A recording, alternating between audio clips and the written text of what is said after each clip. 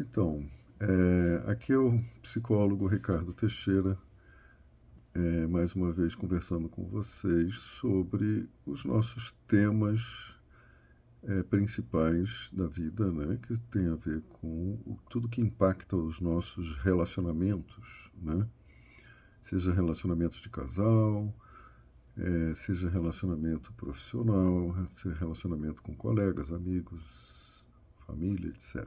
Né? Me chegou aqui uma pergunta que na verdade foi um pedido, né, para eu desenvolver um pouco mais o tema da criança ferida pelo desamor, né? Bom, o que é isso, né? Geralmente, a maioria dos adultos não anda muito em contato com a sua criança ferida, né? Isso pode aparecer quando ocorrem frustrações, quando ocorrem vivências de separação, né? Quando ocorrem situações semelhantes às situações vividas que marcaram, que trouxeram dor. Né? O que é a criança ferida pelo desamor? Né? É a criança que não foi encontrada no seu ponto de vista. Né? É muito curioso a gente perceber como é que as crianças reagem bem quando elas se sentem percebidas naquilo que acontece com elas, né? Se sentem valorizadas no que elas sentem. Infelizmente, a nossa cultura perdeu essa capacidade, né, de sentir e de entender e interpretar adequadamente as reações emocionais de uma criança.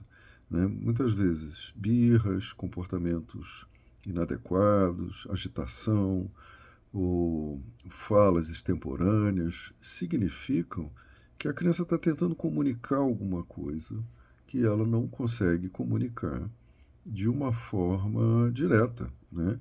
Porque ela não tem desenvolvimento córtex pré-frontal, né? Não tem amadurecimento neurológico para se fazer entender com clareza, né? Essa criança geralmente vai para o fundo do inconsciente, né? A gente esquece dela ao longo do crescimento porque a gente se agarra aos nossos traços de caráter, nossa maneira de ser, é, vai entrando na adolescência, vida adulta e vai se perdendo desse contato. Mas os relacionamentos são o caminho para reativar essa criança. Né? É aquela pessoa que às vezes entra em depressão quando sofre uma perda, é a pessoa que se angustia demais quando tem uma vivência de separação. Né? Isso varia muito de grau de intensidade. Para algumas pessoas isso é desesperador. Né? A criança ferida é uma criança desesperada, né? Ou é simplesmente uma criança doída. Né? Bom, o que promove isso? Né? Em primeiro lugar, isso costuma vir da indiferença. Né? A indiferença em relação aos sentimentos da criança. Que bobagem, para com isso não é importante. Né? Isso vai passar, ou então sai daí. É, tem gente que fica muda diante dos apelos da criança. Né? Já vi situações assim que a criança manifestou um comportamento dissociativo muito intenso logo em seguida, porque ela expressou a dor dela, foi ignorada completamente, né? Como se dissesse assim, deixa chorar que passa, né? Aliás, é comum adultos rígidos deixarem os bebês chorando no berço quando nascem, né? Dizendo, não pega no colo não, senão eles vão viciar, né? Isso é de uma insensibilidade atroz, né? Bom, a outra coisa que acompanha a indiferença é a negligência, né? Ser negligente. Geralmente, negligência e agressão. Acho que tem crianças que são profundamente agredidas, maltratadas de formas distintas, né? Pela manifestação dos seus sentimentos, né? Pela tentativa de comunicar o que estão sentindo. Né? E existe um outro fator que causa isso também, que é uma valorização sem causa, né?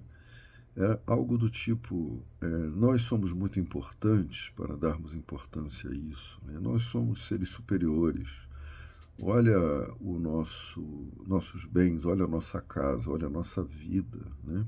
Para que dar importância a isso, né? Nós somos seres superiores. Muitas famílias se tratam dessa forma, né?